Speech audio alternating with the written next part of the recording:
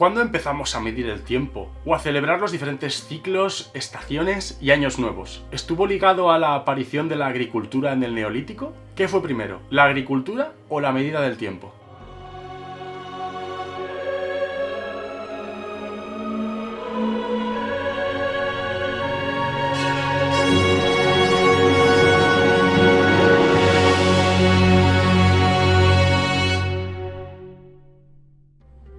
Con la llegada del Neolítico, los humanos pasamos a alimentarnos y a usar principalmente las plantas que cultivábamos y productos derivados de los animales que criábamos. Y en este momento pasa a ser esencial saber en qué momento hay que realizar según qué cosas, como sembrar las diferentes plantas para que crezcan adecuadamente y así aprovechar al máximo sus cosechas. ¿Cómo controlarían el tiempo estas sociedades prehistóricas? Si recordamos de vídeos anteriores, hubo una manifestación cultural muy llamativa que también surgió durante el Neolítico y que es posible que estuviera relacionada, el megalitismo. Y es que es posible que muchas de estas construcciones megalíticas, como los henges o los cromlechs, tuvieran una función relacionada con la observación astronómica y los calendarios, permitiendo controlar cuándo se acercaba el invierno o el verano, por ejemplo mediante los puntos en los que salía o se ponía el sol. Pero claro, ¿acaso empezamos de la noche a la mañana a controlar el tiempo de esta manera y aprovecharlo para nuestras actividades agrícolas? ¿No empezaríamos a registrar el paso del tiempo mucho antes? ¿Es posible que los primeros calendarios nacieran en el Paleolítico? Pues bien, del registro arqueológico del Paleolítico, en concreto del Paleolítico Superior, se han documentado algunos objetos de arte mueble con algunas representaciones que han sido interpretadas como la prueba arqueológica de los primeros calendarios manejados por la humanidad. ¿Cómo te quedas? Se trata aparentemente de recuentos de días y noches basados en la observación astronómica del Sol y la Luna. Los movimientos de estos dos astros se correlacionan con la duración de los días y las noches, y los cambios en las estaciones, los solsticios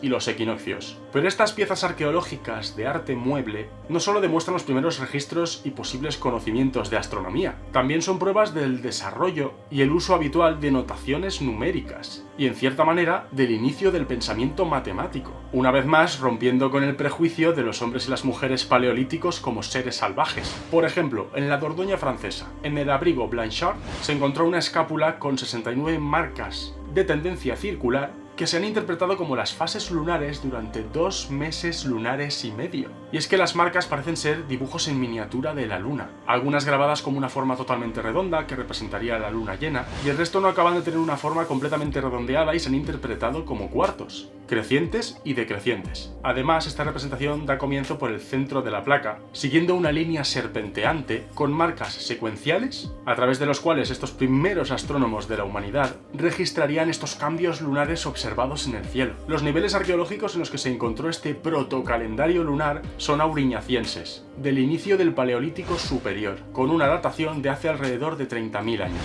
en unas condiciones climáticas como las del inicio del Paleolítico Superior, incluyendo la última glaciación. El conocimiento de los recursos de la naturaleza, desde luego, era vital, y por supuesto esta naturaleza estaba y está regida por estos ciclos. Del conocimiento temprano de estos ciclos dependía, por ejemplo, la caza de animales, o la recolección de ciertos frutos silvestres, todo ello de alguna manera marcado por estos ciclos anuales. Vaya que básicamente los animales no van a acudir en cualquier momento del año y las plantas tampoco van a tener frutos en cualquier momento como para poder recolectarlos. Y para medir este paso del tiempo, el mejor recurso con el que contaban los humanos del Paleolítico Superior era posiblemente ese: controlar y registrar los movimientos del Sol y de la Luna. ¿Qué os parece? Desde luego, a lo largo de muchos de estos vídeos estamos obteniendo una visión muy diferente de la que popularmente se tiene acerca de la prehistoria. Una visión mucho más compleja y diversa. Pues bien, si te interesan estos temas no puedes perderte el resto de contenidos que estamos preparando en el canal de la Fundación Palarc, así que corre a suscribirte y a darle al botoncito de la campanita para recibir notificaciones cada vez que publiquemos un vídeo nuevo. Recuerda también seguirnos en nuestras redes sociales y entrar en nuestra página web para estar al tanto de todas las noticias de arqueología y paleontología humana. Te invitamos a que nos acompañes en este apasionante viaje por nuestro pasado y por nuestra historia gracias a la arqueología y la paleontología. Muchas gracias.